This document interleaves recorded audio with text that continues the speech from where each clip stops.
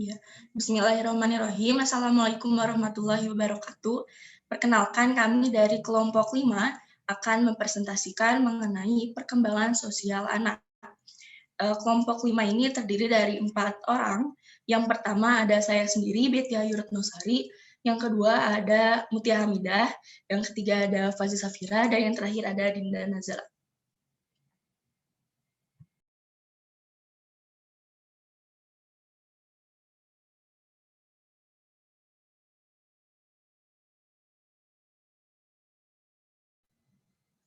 Ya, yang pertama ada perkembangan sosial anak. Konsep perkembangan sosial anak. Menurut para ahli, yang pertama ada Harlock, menyebutkan bahwa perkembangan sosial itu berarti perolehan kemampuan berperilaku yang sesuai dengan tuntutan sosial. Ada ahli yang kedua, yaitu Masitoh. Menurut beliau, perkembangan sosial adalah perkembangan perilaku anak dalam menyesuaikan diri dengan aturan-aturan masyarakat di mana anak itu berada. Yang ketiga, menurut Muhbin, perkembangan sosial ini merupakan proses pembentukan social self atau pribadi dalam masyarakat. Jadi, perkembangan sosial ini sangat diperlukan oleh anak. Kenapa? Karena anak ini pun manusia gitu ya, di mana manusia ini pasti tumbuh dan berkembang yang akan hidup di tengah-tengah kehidupan bermasyarakat. Seperti yang sudah disebutkan oleh para ahli pun, perkembangan sosial ini merupakan perkembangan sosial anak di dalam menyesuaikan dengan kehidupan bermasyarakat. Next. Selanjutnya ada indikator perkembangan sosial anak. Di dalam Permendikbud nomor 137 tahun 2014 ada 9 indikator perkembangan sosial anak. Yang pertama, ada bermain dengan teman sebaya. Jadi, anak ini dapat bersosialisasi dengan teman sebayanya. Yang kedua, mengetahui perkembangan temannya dan merespon dengan wajar. Nah, di dalam berkomunikasi dengan temannya itu, anak itu dapat merespon dengan wajar. Yang ketiga, berbagi dengan orang lain. Sharing bisa dengan teman sebaya atau dengan orang dewasa. Yang keempat, menghargai hak atau pendapat atau karya orang lain. Nah, perkembangan sosial anak ini bukan hanya dapat berkomunikasi, tetapi juga menghargai hak, pendapat, karya orang lain. Yang kelima, menggunakan cara yang diterima secara sosial dalam menyelesaikan masalah. Yang keenam, bersikap kooperatif dengan teman. Yang ketujuh, menunjukkan sikap toleransi, baik dengan teman sebaya ataupun dengan orang dewasa. Selanjutnya, mengekspresikan emosi yang sesuai dengan kondisi. Jadi, anak ini dapat mengekspresikan emosinya itu sesuai dengan kondisi yang ada di kehidupan masyarakatnya. Yang terakhir, yang kesembilan, mengenal tata krama dan juga sopan santun. Jadi selain anak dapat menghargai, dapat bersosialisasi dengan teman sebayanya, tetapi anak juga di dalam perkembangan sosial ini mampu bertata krama dan juga sopan santun. Terima kasih. Nah, selanjutnya akan dilanjutkan oleh saya. Ada tahapan perkembangan sosial anak menurut Erikson. Nah, kan seorang anak itu pasti akan terus tumbuh dan berkembang gitu ya. Tentu aja perkembangannya itu akan mempengaruhi periode-periode berikutnya dalam pencapaian kematangan aspek sosial. Nah, ini disebutkan oleh Erikson ada tahapan perkembangan sosial anak. Ada 4 nih menurut beliau. Yang pertama ini ada basic trust versus mistrust atau percaya versus curiga gitu. Nah, tahap ini terjadi pada anak usia 0 sampai 2 tahun. Pada tahap ini, apabila anak mendapatkan pengalaman yang menyenangkan, akan tumbuh rasa percaya diri. Dan apabila mendapatkan pengalaman yang kurang menyenangkan, gitu sebaliknya, akan timbul rasa curiga. Kemudian ada yang kedua ini menurutnya ada otonomi versus shame and doubt, atau mandiri versus ragu. Nah, tahap ini terjadi pada anak usia 2 sampai 3 tahun.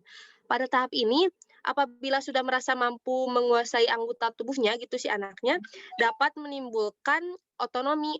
Sebaliknya apabila lingkungan terlalu banyak bertindak untuk anak akan menimbulkan rasa malu atau ragu-ragu. Kemudian yang ketiga ada initiative versus guilt atau inisiatif versus bersalah. Nah, tahap ini terjadi pada anak usia 4 sampai 5 tahun. Pada tahap ini, anak dapat menunjukkan mulai lepas dari orang tua. Jadi anak itu akan berinteraksi dengan lingkungannya gitu. Nah, kondisi lepas dari orang tua ini menimbulkan rasa inisiatif. Tapi sebaliknya, kalau eh, merasa yang lain gitu akan menimbulkan rasa bersalah. Kemudian yang keempat ada percaya diri versus rendah diri. Nah, pada tahap ini terjadi pada anak usia 6 tahun sampai pubertas gitu. Jadi ini yang terjadi biasanya di anak SD gitu. Nah, pada tahap ini anak telah dapat melaksanakan tugas-tugas perkembangannya untuk menyiapkan diri memasuki masa dewasa sehingga perlu memiliki keterampilan tertentu. Nah, apabila anak menguasai keterampilan tertentu dapat menimbulkan rasa percaya diri. Kalau anak nggak bisa menguasai keterampilan tertentu, malah itu akan menimbulkan rasa rendah diri gitu dari anaknya. Next. Nah, tidak hanya menurut Erikson saja gitu, ada pula pendapat menurut Jahja. Nah, ia menyebutkan tahap perkembangan sosial anak juga nih sama, tapi tadi kalau dari Erikson ada 4, kalau kata dia itu ada 5 gitu, dibagi menjadi 5 tahap. Yang pertama, masa kanak-kanak awal atau 0 sampai 3 tahun. Nah, masa ini juga dikenal dengan subjektif gitu. Ini tuh masa di mana anak belajar mengenal dirinya maupun orang lain. Belajar berbagai macam gerak, olah tubuh, dan pengenalan terhadap lingkungannya gitu. Jadi anak ini contohnya itu merangkak, belajar berdiri, terus memperhatikan orang sekitarnya saat berinteraksi gitu. Nah, yang kedua ada masa kritis atau 3 sampai 4 tahun. Ini juga disebut dengan masa third alter. Nah, ini tuh masa di mana tingkat sosialisasi anak dalam proses kepekaan dirinya terhadap teman, keluarga, atau lingkungan sekitar. Jadi, anak itu lebih peka gitu terhadap lingkungannya. Yang ketiga, ada masa kanak-kanak akhir atau umur 4 sampai 6 tahun. Ini subjektif menuju objektif. Ini masa awal-awal SD ya, 6 tahun itu kan. Nah, pada masa ini, proses perkembangan sosial mulai terlihat dari segi perilaku, didasari dari bimbingan orang tua sejak awal yang memperlihatkan dari cara berbicara dan berinteraksi dengan teman sebayanya gitu. Jadi semakin terlihat. Kemudian ada masa anak sekolah 6 sampai 12 tahun. Ini juga masa disebut masa objektif. Nah, ini udah jelas ini kalau ini SD dari awal SD sampai akhir gitu. Nah, masa ini adalah periode di mana anak mulai bertanggung jawab pada diri sendiri dan mulai bisa menghargai keputusan orang lain. Kemudian yang kelima ada masa kritis 2. Ini pada usia 12 sampai 13 tahun atau disebut prepuber gitu. Pada masa ini anak mulai berkembang memahami orang lain secara individu yang menyangkut pada sifat-sifat pribadi, minat, nilai-nilai, atau perasaan sehingga mendorong anak bersosialisasi lebih akrab dengan teman sebaya dan lingkungan masyarakat. Nah, kan tadi udah jelasin ya ada tahapan-tahapan menurut Jahja maupun menurut Erikson. Tapi dapat diketahui nih bahwa perkembangan sosial anak akan semakin meningkat seiring dengan pertambahan usia. Jadi keduanya itu emang beda ya, ada yang 4 tahapan, ada yang 5 tahapan, tapi sama-sama menunjukkan bahwa keduanya itu meningkat seiring dengan pertambahan usia, jadi beriringan gitu dengan usianya. Terima kasih. Baik, yang selanjutnya adalah mengenai faktor perkembangan sosial anak. Nah, di sini ada 2 faktor besar yang mempengaruhi perkembangan sosial anak. Yang pertama itu adalah faktor hereditas. Nah, dalam hereditas, karakteristik bawaan yang diturunkan oleh orang tua kandung kepada anaknya menjadi salah satu pengaruh dari perkembangan sosial anak. Nah, diturunkannya ini melalui DNA sehingga beberapa sifat orang tua itu akan diturunkan kepada anaknya melalui DNA tadi.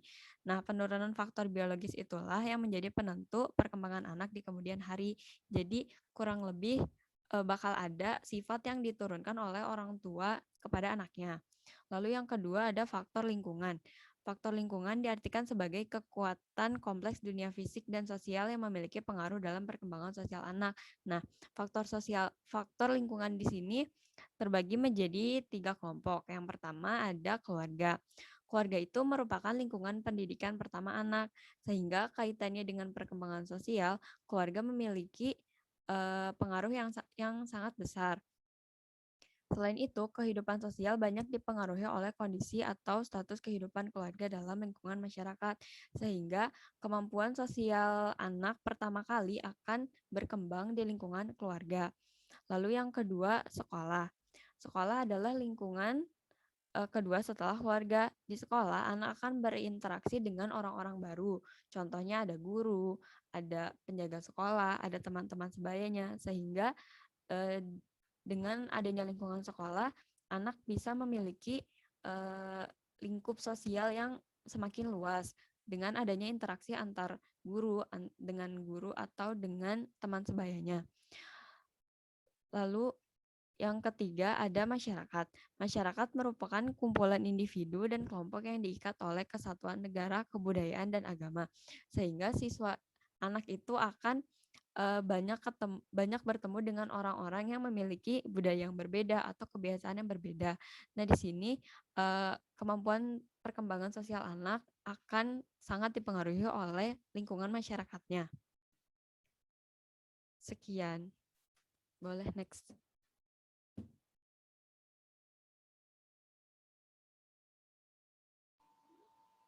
Nah, yang terakhir kita akan membahas mengenai bagaimana cara mengoptimalkan perkembangan sosial anak. Seperti yang telah kita ketahui, bahwa aspek perkembangan sosial anak ini merupakan aspek yang cukup penting gitu ya di dalam diri anak gitu, karena aspek ini ternyata berpengaruh terhadap aspek-aspek kehidupan anak di dalam kehidupan sehari-hari gitu.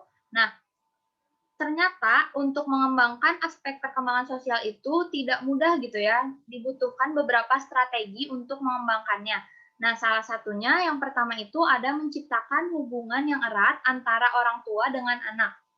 Nah, seperti yang telah kita ketahui sebelumnya gitu ya, tadi juga dibahas sedikit oleh Faza gitu, kalau misalkan perkembangan sosial anak itu diawalinya itu tumbuh dari hubungan antara orang tua dengan anak di rumah gitu. Nah, sehingga orang tua itu berperan cukup penting gitu ya di dalam interaksi anaknya. Nah, nanti di lingkungan rumah itu orang tua bertugas mengajak anaknya untuk selalu berinteraksi gitu agar anaknya tersebut terbiasa dan dilatih sejak dini agar nantinya tidak merasa kesulitan dalam berinteraksi dengan orang lain.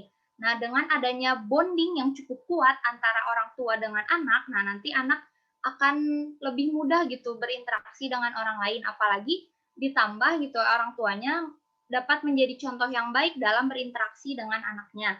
Yang kedua, ada memperkenalkan aspek sosial dan norma. Nah, di dalam perkembangan sosial anak itu memuat proses tentang pembentukan diri anak dan juga memuat proses pembentukan tingkah laku yang sesuai dengan nilai dan norma yang berlaku di masyarakat. Nah, sehingga penting banget nih mengenalkan aspek sosial seperti nilai-nilai dan norma kepada anak gitu, baik oleh guru maupun orang tua. Nah, nantinya setelah dikenalkan itu anak jadi tahu gitu ya dalam bertingkah laku agar tidak menyimpang dari nilai dan norma yang berlaku. Nah, contohnya itu dikenalkan atau diajarkan tata krama, terus juga sopan santun, dan juga kejujuran gitu. Nah, yang ketiga ada ajak anak bermain dengan teman sebaya. Nah, bermain dengan teman sebaya ini, teman-teman merupakan bentuk interaksi sosial gitu. Nah, jadi dengan kegiatan bermain ini, anak diberikan kesempatan untuk mempelajari dan memahami interaksi sosial yang ada di lingkungannya gitu. Nah, nanti kan dalam bermain itu pasti anak bertemu dengan teman-teman gitu yang berbeda sifatnya. Nah, nanti anak tersebut akan memahami dan mempelajari sendiri gitu. Oh, ternyata cara menghadapi teman yang memiliki sifat A itu seperti ini. Dari sendiri. Nah, yang keempat ada melatih anak untuk memahami perasaan. Nah, penting banget bagi orang tua untuk mengenalkan gitu ya emosi yang ada di dalam diri kita gitu kepada anak. Nah, nanti setelah anak dikenalkan dengan emosi, misalnya contohnya ada rasa sedih, senang, atau juga marah. Nah, nanti anak lebih mudah untuk menerima dan memahami perasaan dirinya sendiri. Nah, setelah memahami perasaan dirinya sendiri, anak lebih mudah untuk memahami perasaan orang lain gitu. Nah, kan tadi nih contohnya di bermain dengan teman sebaya pasti terjadi konflik-konflik gitu ya yang mempengaruhi interaksi sosial anak. Nah, konflik tersebut yang membantu anak untuk mengetahui bahwa ternyata ada loh cara pandang yang berbeda dari diri kita sendiri gitu dan kita harus menghormati cara pandang tersebut gitu. Nah, itu jadi pentingnya untuk memahami perasaan orang lain gitu. Nah, yang selanjutnya ada pembelajaran berpusat pada siswa. Nah, perkembangan sosial yang optimal itu diperoleh dari respon sosial yang sehat dan kesempatan yang diberikan kepada anak untuk mengembangkan diri yang positif.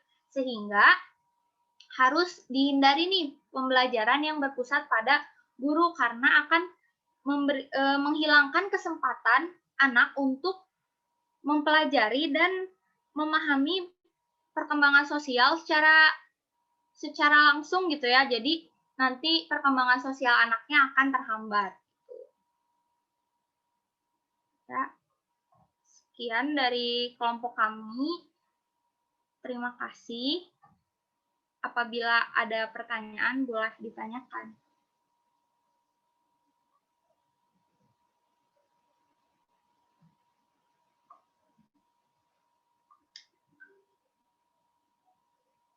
Ya, sekian dari kelompok 5. Presentasinya telah selesai.